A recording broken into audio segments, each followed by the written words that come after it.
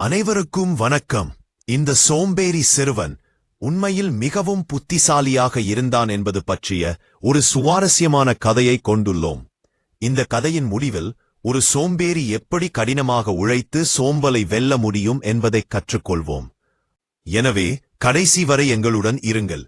ஒரு காலத்தில் ஒரு சிறிய கிராமத்தில் ரியான் என்ற ஒரு சிறுவன் வாழ்ந்தான். அவன் தன் பெற்றோருடன் நகரத்தின் ஓரத்தில் ஒரு சிறிய வீட்டில் வசித்து வந்தான். ரியான் மிகவும் சோம்பேறியாக இருந்தான். ஒவ்வொரு நாளும் தன் தந்தைக்கு வயல்களில் உதவினான். ஆனால் அவனது வேலை அவர்களின் நெல் பயிர்களை சாப்பிட வரும் பறவைகளை விரட்டுவது மட்டுமே. பெரும்பாலான மக்கள் பறவைகளை துரத்த குச்சிகள் அல்லது ஸ்லிங்ஷாட்களை பயன்படுத்தினர்.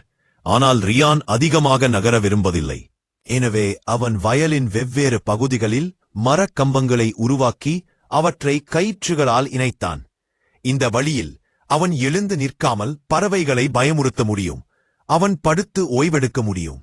அவரது தந்தை தனது சோம்பேறித்தனத்தை பற்றி கொஞ்சம் கவலைப்பட்டு, நான் நோய்வாய்ப்பட்டால் ரியான் எப்படி எல்லாவற்றையும் கவனித்துக் கொள்வார் என்று நினைத்தார். ஆனால் ரியான் எப்போதும் தனது வேலையை முடிப்பதால் அவரது தந்தை ஒருபோதும் கோபப்படவில்லை.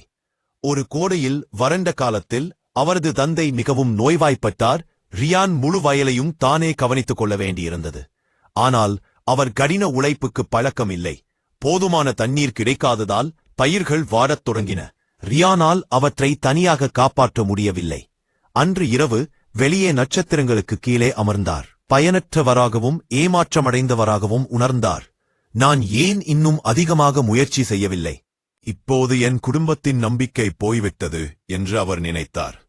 மறுநாள் காலை கிராமத்தில் மக்கள் பேசுவதை கேட்டார். என்ன நடக்கிறது என்று பார்க்க ரியான் சென்றார். அங்கு ஒரு சிப்பாய் ராஜாவின் அரண்மனையில் ஒரு பெரிய போட்டியை அறிவித்துக் கொண்டிருந்தார். வெற்றியாளருக்கு தங்கப் பெட்டி கிடைக்கும். ரியான் இது என் குடும்பத்தை காப்பாற்றும் என்று நினைத்தார். அதிகம் யோசிக்காமல் ரியான் போட்டியில் சேருவதாக கூறினார். கிராமவாசிகள் சிரித்தனர். ரியானை போன்ற சோம்பேறை ஒருவர் ராஜ்யம் முழுவதிலுமிருந்து வரும் வலிமையான மக்களை எதிர்த்து எப்படி வெற்றி பெற முடியும் என்று அவர்கள் நினைத்தனர். ஆனால் ரியான் அதை பொருட்படுத்தவில்லை. அரண்மனையை அடைய அவருக்கு 3 நாட்கள் இருந்ததால் அவர் சீக்கிரமாகவே கிளம்பிவிட்டார். ரியான் வெற்றி பெறுவார் என்று அவரது பெற்றோர் நினைக்கவில்லை. ஆனால் இது அவரை கடினமாக உழைக்கவும் அவரது சோம்பேறித்தனத்தை மாற்றவும் செய்யும் என்று அவர்கள் நம்பினர். 3 நாட்களுக்குப் பிறகு போட்டி தொடங்கியது. அனைத்து பங்கேற்பாளர்களும் ஒரு பெரிய ஏரியின் அருகே கூடியிருந்தனர். அவர்களே பலர் வலிமையாகவும் உடல் தகுதியுடனும் இருந்தனர். இதும் ரியானை பதட்டப்படுத்தியது. பின்னர் விதிகள் அறிவிக்கப்பட்டன. அவர்கள் ஏரியை கடக்க வேண்டும். முதலில் முடிக்க 3 பேர் அடுத்த சுற்றுக்குச் செல்வார்கள். எல்லோரும் ஏரியில் குதித்து நீந்தத் தொடங்கினர். ஆனால் ரியான் பின்தங்கினர். நான் நீந்தினால் மட்டுமே வெற்றி பெற முடியும். திடீரென்று ரியானுக்கு ஒரு யோசனை தோன்றியது. அவர் அருகிலுள்ள காட்டுக்குள்ளோடி சில உடைந்த கிளைகளை கண்டுபிடித்து ஒரு சிறிய தெப்பத்தை உருவாக்கினார். அவர் மற்றொரு மரத்துண்டை துடுப்பாக பயன்படுத்தினார். ரியான் நினைத்தார், இது ஏரியை கடக்க ஒரு பந்தயம், நீச்சல் பந்தயம் அல்ல. நான் வலிமையாக இல்லாமல் இருக்கலாம், ஆனால் நான் புத்திசாலியாக இருக்க முடியும். மற்றவர்கள் நீச்சல் அடித்து சோர்வடைந்ததால் ரியான் ஏரியின் குறுக்கே துடுப்பெடுத்தாடினார். மெதுவாக ஆனால் நிச்சயமாக அவர் அவற்றில் பலவற்றைக் கடந்து சென்றார். இறுதியில் ரியான் 3வது இடத்தை பிடித்து அடுத்த சுற்றுக்கு தகுதி பெற்றார். மிகவும் வலிமையான மற்ற 2 பங்கேற்பாளர்களும் வெற்றி பெற்றனர். தொகுதியை 1 கிலோமீட்டர் தூரம் இறுதி கோட்டைக்குத் தள்ளுவதே பணி. அவர்களுக்குப் பின்னால் அவர்களுக்கு உதவ பல கருவிகள் இருந்தன. ஆனால் அவர்களால் ஒன்றை மட்டுமே எடுக்க முடிந்தது. முதல் போட்டியாளர் விரைவாக ஒரு கயிற்றை பிடித்து தொகுதியை இழுக்கத் தொடங்கினார். 2வது போட்டியாளர் தனது தொகுதியை நகர்த்த ஒரு நெம்புகோலாக பயன்படுத்த ஒரு மரத்துண்டை எடுத்தார். இருப்பினும் ரியான் அவசரப்படவில்லை. கருவிகளைப் பற்றி கவனமாக யோசித்தார்.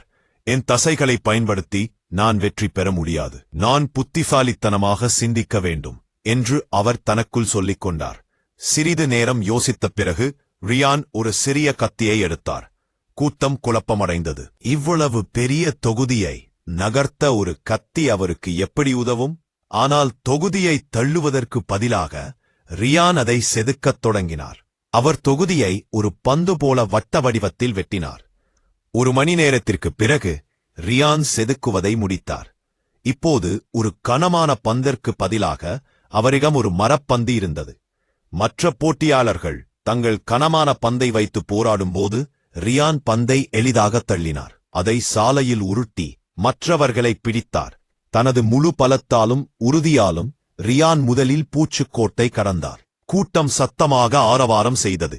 சோம்பேறி சிறுவன் வெற்றி பெறுவான் என்று யாரும் எதிர்பார்க்கவில்லை. சோம்பேறிகள் புத்திசாலிகளாக இருக்க முடியும் என்பதை இந்த கதை நமக்குக் காட்டுகிறது. ஆனால் ஒரு பெரிய விஷயத்தை அடைய அவர்களுக்கு ஒரு பெரிய காரணம் தேவை. ஒரு பெரிய விஷயம் அவர்களுக்கு ஒரு பெரிய காரணம் தேவை. ரியான் தனது குடும்பத்தின் மீது வைத்திருக்கும் அன்பு போன்றது. எனவே நீங்கள் எப்போதாவது சோம்பேறியாக உணர்ந்தால் கடினமாக உழைக்க ஒரு வலுவான காரணத்தை கண்டறியவும். அது உங்கள் குடும்பத்திற்காகவோ உங்கள் கனவுகளுக்காகவோ அல்லது மற்றவர்கள் தவறாக நிரூபிப்பதாகவோ இருந்தாலும் ஒரு பெரிய குறிக்கோள் உங்கள் சிறந்ததை கொடுக்க உங்களை